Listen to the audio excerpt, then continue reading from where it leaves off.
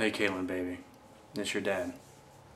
Um, I'm making these videos and everything because I was forced out of your life almost a year ago by the Huntington Police Department and your grandparents. I was told I was no longer allowed to see you. One of my biggest regrets was that I signed adoption papers. You know, I thought that when I signed it, I was told I was under the guidelines that it was only temporary. You know, so thought it was going to be okay then. Plus, I thought that it would possibly give you an opportunity of a life that I never got a chance to have when I was a kid. When I signed them, I had no job, no license, no car. I had nothing to offer you. I had no way to be able to take you back and forth to your doctor visits, and you know. But I was told I was still allowed to. I was still allowed to be a part of your life. I was still allowed to see you. I was still allowed to visit. Still allowed to spend time with you. All of it was a lie. I didn't find out until later that, you know, when I signed those papers, it was completely legit. I had no knowledge of adoption whatsoever. I didn't know what it was. You know, and when they told me it was only temporary, I was like, all right, no big deal, bet. And they told me when I get on my feet, I'd be able to get you back. That was also a lie.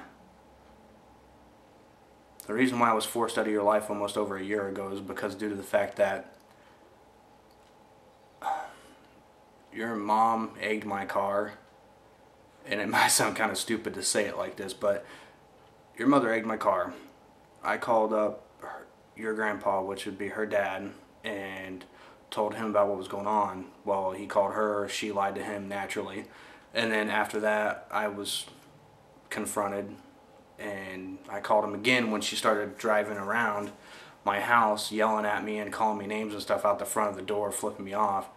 I went downstairs to see what the problem was. Well, as I went downstairs and everything, they were already gone. So I called up your grandpa to say, hey, look, you know, your daughter's causing some problems outside the front of the house, and I wish she would just stop. I'm just going to call the cops and see what my options were. Well, I called the cops to find out what my options were, and because I did that, he called the cops on me and told them he never wants me to see you ever again. Every time me and your mom ever got into an argument or conflict, the first thing that was taken from me was you. They used it as a weapon against me. I was never allowed to see you if I didn't bend to their will. It was stupid. I did everything I could. I spent almost 3 years of my life trying to be a part of yours. And because of one thing like that, I was told I was never allowed to see you ever again. I mean, it brings me back to the story of the beginning when you were born. 2 weeks after you was born, your mom called up your grandparents while they were on vacation in Florida and said that she didn't want to be a mother, she didn't want this, she's done with it. Is there any possibility you guys can come up from Florida and pick up their kid and take it home with you and give me a break? Well, that break is what led her to try to con me into signing adoption papers. And they were all giving me good points. I mean, I had no license, no job, no car. I had nothing to offer you. But I still wanted to be a part of your life. And I was told that I can't do that now because of what? Some little girl that was spoiled and gets punished, and I get punished for it? Baby, I love you. I love you with all my heart. And I don't care what anybody says. It's never going to change. It's never going to stop. And I'm never going to stop thinking about you. And I want you to know that right now. I love you. The biggest sin I ever created or ever did was sign those stupid papers. If I would have known then what I know now, it never would have happened. I never, ever, ever would have signed those papers. Because trust me, what I can give you is more than your grandparents ever could. You're not allowed to run outside. You wasn't allowed to run inside. You weren't allowed to be a typical 3-year-old. Most kids your age were going out trick-or-treating. Your grandparents didn't want to do that. You know, you're not allowed to be a normal 3-year-old, a normal 4-year-old. Now you're 5 years old. And I still celebrate your birthdays. I'm not allowed to be a part of them. And a lot of times I'll send out letters and stuff, but I don't know if you ever get them. But I love you, baby. And from now on, I'm going to start making vlogs like this. Probably twice a week. And I'm going to still keep contacting lawyers. I've been talking to a lot of them. But a lot of lawyers, even if they say they take custody cases, they don't work on this. I've got a lot of points and everything I would like to bring up to a judge, in front of a judge, and say, hey, look, this is what's going on that nobody did any research on, and I think this would be addressed. But whether it happens or not is irrelevant at this point, because every time I talk to somebody, they just keep telling me, well, you know, we don't take cases like that. Pro bono lawyers, I mean, even when it says it's a non-profit organization, they're always looking for a profit. Nothing in this world's free, baby. But I'm not going to stop. I'm not going to give up on you. I'm going to keep working on this, and I want to make sure that you know that if I can't see you whatsoever, hopefully somewhere down the road when you get older, you'll be able to see me, and you'll be able to see these videos and see how much Daddy loves you, because I do, baby. I love you a lot. And I'm working on it. I got a car now. I live in a nice environment. I live at the Howenstein Hills Apartments in Huntington, which is on the north end of town. It's really nice. You know, I'm trying to work on myself. I'm going to start working on my GED hardcore. I'm going to try to get my GED. I want to go to college. I want to try to do something with my life, and I want you to be a part of it. All I ever wanted to do was take you to the park. I wasn't even allowed to do that. I was allowed to walk you around the block. That's about it.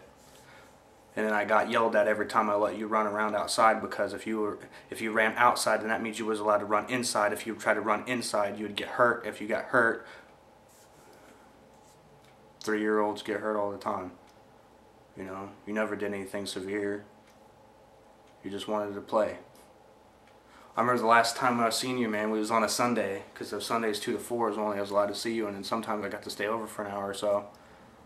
And I remember we had those little sticky things there you could take, and they're like rubber bands. You could throw them on anything. They'd stick to any surface.